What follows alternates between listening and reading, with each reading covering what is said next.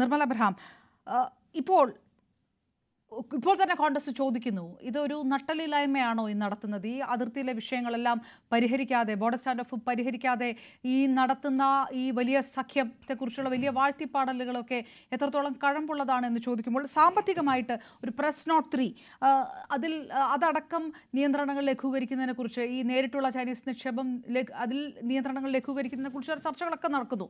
അങ്ങനെ ഒരു തീരുമാനത്തിലേക്കൊക്കെ ഇന്ത്യ കടക്കുകയാണെങ്കിൽ വലിയ തരത്തിലുള്ള വിമർശനങ്ങൾ പ്രതിപക്ഷത്തിന്റെ ഭാഗത്തുനിന്ന്, കോൺഗ്രസിന്റെ ഭാഗത്തുനിന്നും ഉണ്ടാകുമെന്നുള്ളതിൽ തർക്കമില്ല. അങ്ങനെ ചില അടുത്ത സ്റ്റെപ്പുകളിലേക്ക് കൂടി കടക്കുമോ? ഇതെല്ലാം വഴി തുറക്കുന്നുണ്ടല്ലോ. ഇതൊരു സാമ്പത്തിക വ്യവസ്ഥയെ ഏത് തരത്തിൽ ബാധിക്കുന്ന രീതിയിലേക്ക് കൂടിയാണ് ഈ പുതിയ സൗഹൃദം, പുതിയ അച്ചുതണ്ട് കടക്കുന്നതെന്നാണ് തോന്നുന്നത്. ഇത് ഗുണവും ദോഷവും ഉണ്ട്. തീർത്തും ദോഷകരമാണ് എന്ന് ഞാൻ പറയുന്നില്ല. ഇപ്പൊ ഒരു കാര്യം എടുത്തു പറഞ്ഞു കഴിഞ്ഞാൽ 2020 മുന്നേ, അതായത് ചൈനയുമായിട്ടുള്ള സ്കിർമിഷ് ഉണ്ടാകുന്നതിന് മുന്നേ ഉള്ള കാലഘട്ടം എടുത്ത് നോക്കി കഴിഞ്ഞു കഴിഞ്ഞാൽ ഇന്ത്യക്ക് ഒരുപാട് ഗുണങ്ങൾ ഉണ്ടായിരുന്നു, പ്രത്യേകിച്ച് നമ്മുടെ സ്റ്റാർട്ടപ്പ് സെക്ടറിനൊക്കെ.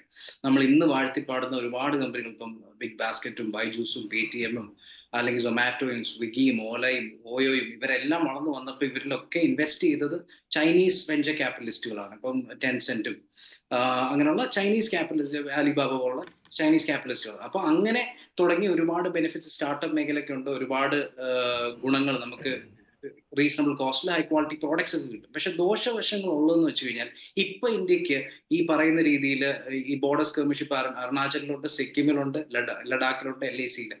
അപ്പൊ ഇത്രയും മേഖലകളിലെ പോലും നമുക്ക് സംസാരിച്ച് ഒരു തീരുമാനത്തിൽ എത്താൻ സാധിക്കുന്നില്ലെങ്കിൽ പിന്നെ കുറച്ച് പ്രശ്നങ്ങൾ എക്സ്പോർട്ടിനും അതിന്റെ റിഫ്ലക്ഷൻ വരില്ലേ എന്നുള്ളൊരു സംശയം എനിക്കുണ്ട്. ഉദാഹരണം പറഞ്ഞു കഴിഞ്ഞാൽ ചൈന പല രാജ്യങ്ങളിലും അവരുടെ സ്ട്രാറ്റജി നമ്മൾ എടുത്തു നോക്കി അറിയാം. ഇപ്പം വിയറ്റ്നാമിൽ തന്നെ ഒരു എക്സാമ്പിൾ പറയാം. വിയറ്റ്നാം താരതമ്യേന ചീപ്പായിട്ട് പ്രോഡക്ട്സ് ഉണ്ടാക്കി വിൽക്കുന്ന ഒരു രാജ്യമാണ്. ആ രാജ്യത്ത് പോലും ഒരുപാട് കേസുകൾ ചൈനയ്ക്കെതിരെ കിടക്കുന്നത് ആ മാർക്കറ്റിൽ കയറി ചെന്ന് ഡംപിംഗ് എന്ന് പറയുന്നത് തീരെ വില കുറച്ച് നല്ല പ്രോഡക്ട്സ് വിറ്റ് ആ ലോക്കൽ മാർക്കറ്റിനെ മൊത്തം നശിപ്പിക്കുകയാണ്, ലോക്കൽ മാനുഫാക്ചേഴ്സിനെ. അതേപോലെ ഇഷ്ടംപോലെ കേസുകൾ ബ്രസീലിലുണ്ട്, ആഫ്രിക്കൻ രാജ്യങ്ങളിലുണ്ട്. അപ്പൊ ചൈനയുടെ ഒരു സ്ട്രാറ്റജി എന്ന് വെച്ചാൽ ജനറലി നമ്മൾ വാതിൽ തുറന്നു കൊടുത്തു കഴിഞ്ഞാൽ കയറി വന്ന് ഡംപിങ്ങിലൂടെ, അതായത് തീരെ വില കുറച്ച് നല്ല പ്രോഡക്ട്സ് കൊടുക്കുന്നതിലൂടെ ഒരുപാട് ലോക്കൽ മാനുഫാക്ചേഴ്സിനെയൊക്കെ നശിപ്പിക്കുന്നുണ്ട്. ഇപ്പോഴത്തെ കണക്കെടുത്ത് നോക്കിയാൽ പോലും ഇന്ത്യയിൽ 79 ഇപ്പൊ anti dumping cases investigation India ഒരുപാട് കൊടുത്തിട്ടുണ്ട്. അതിൽ 79% കേസുകളും ചൈനയ്ക്കെതിരെ കൊടുത്തിരിക്കുന്നത്. അപ്പൊ അങ്ങനെ എക്സ്പോർട്ട് ട്രേഡിൽ പോലും ഒരു പ്രശ്നം നിലനിൽക്കുന്നുണ്ട്, ബോർഡർ ഡിസ്പ്യൂട്ട് നിലനിൽക്കുന്നുണ്ട്. നാളെ ഈ പറഞ്ഞ പോലെ ഇന്ത്യ പാകിസ്ഥാൻ വിഷയം മാത്രമല്ല, ഇപ്പം ചൈനയുമായിട്ട് ഇന്ത്യക്ക് ബന്ധപ്പെട്ടിരിക്കുന്ന ഒരുപാട് വിഷയങ്ങളുണ്ട്. ഇപ്പൊ ടിബറ്റുമായിട്ടുള്ള വിഷയമുണ്ട്, തായ്വാനുമായിട്ടുള്ള വിഷയമുണ്ട്, ഹോങ്കോങ് ആയിട്ടുള്ള വിഷയമുണ്ട്, ബെൽറ്റ് ആൻഡ് റോഡ് ഇനിഷ്യേറ്റീവിന്റെ വിഷയമുണ്ട്. നമുക്ക് ഇതിൻ്റെ അകത്തൊക്കെ മൗനം പാലിക്കേണ്ടി വരും, അല്ലെങ്കിൽ ചൈനയെ സപ്പോർട്ട് ചെയ്തോ അല്ലെങ്കിൽ എതിരായിട്ട് സംസാരിക്കാതിരിക്കേണ്ട ഒരു സാഹചര്യം വരും. ഫോർ എക്സാമ്പിൾ, ഇപ്പൊ കഴിഞ്ഞ ദിവസം ഒരു ചൈനീസ് മന്ത്രി പറയുകയുണ്ടായി, ജയശങ്കർ തുറന്നു പറഞ്ഞല്ലോ തൈവാനെ ചൈനയുടെ ഭാഗമാണ് എന്ന് ഇന്ത്യ കരുതുന്നുണ്ട് എന്ന് പറഞ്ഞല്ലോ എന്നൊക്കെ ഒരു വാദം ഉന്നയിച്ചു. ഇന്ത്യക്ക് തിരുത്തേണ്ടി വന്നു. പക്ഷെ നാളെ ഈ ഒരു സിറ്റുവേഷൻ കൊണ്ട് ചൈനയുമായിട്ട് നമ്മൾ കൊളാബറേറ്റ് ചെയ്തു പോകേണ്ട ഒരു സിറ്റുവേഷൻ വരുമ്പോഴത്തേക്കും ഈ വിഷയങ്ങളിലൊക്കെ ഇന്ത്യ വായടച്ച് നിൽക്കേണ്ട ഒരു സിറ്റുവേഷൻ വരില്ലേ എന്നൊരു ചോദ്യമുണ്ട്. തൈവാന്റെ വിഷയത്തിലായിക്കോട്ടെ, ടിബറ്റിന്റെ വിഷയത്തിലായിക്കോട്ടെ, ഹോങ്കോങ്ങിന്റെ വിഷയത്തിലായിക്കോട്ടെ, ഒക്കെ വായടച്ച് നിൽക്കേണ്ട ഒരു സിറ്റുവേഷൻ വരുമോ എന്നൊരു ചോദ്യമുണ്ട്. പിന്നെ ഇതൊരു ലോങ് ടേം, ചൈന പറഞ്ഞത് ശ്രദ്ധിച്ചാൽ അറിയാം, അവർ പറഞ്ഞത് നമുക്കൊരു ലോങ് ടേം പിക്ചറാണ് നോക്കേണ്ടതെന്ന് ചൈന പറയുന്നു. അതിൽ നിന്ന് തന്നെ ചൈന ആഗ്രഹിക്കുന്നത് ഇന്ത്യ എങ്ങനെയെങ്കിലും അവരുടെ ഒപ്പം എത്തണമെന്നും മാർക്കറ്റുകൾ തുറന്നു കൊടുക്കണമെന്നുമാണ്.